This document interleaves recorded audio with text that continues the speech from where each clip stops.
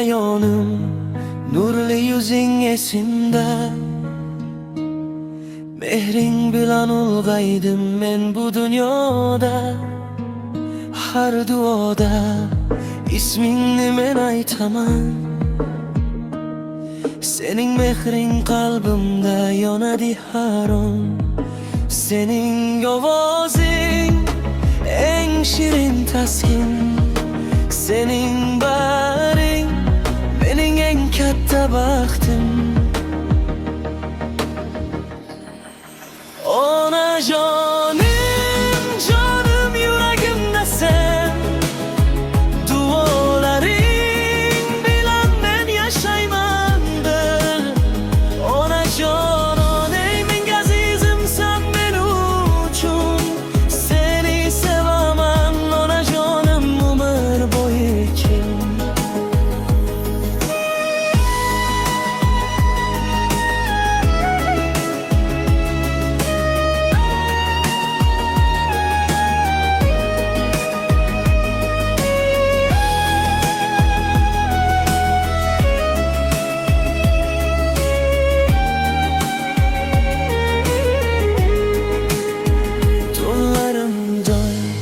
Yulduz bo'lib turasan.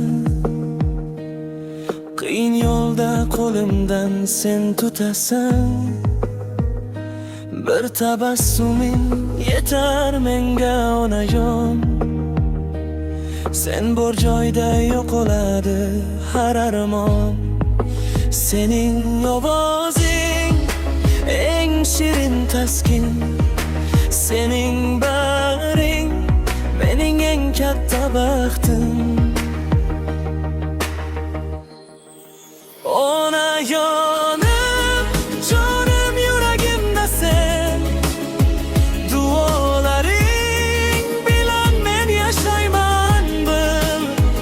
Onajonim eng azizimsan men uchun. Seni sevaman onajonim umr uchun. Agar bir kun so'z topolmay qolsam, ko'zlarim bilan sevgimni aytaman. Onajonim, seni asraydi yuragim.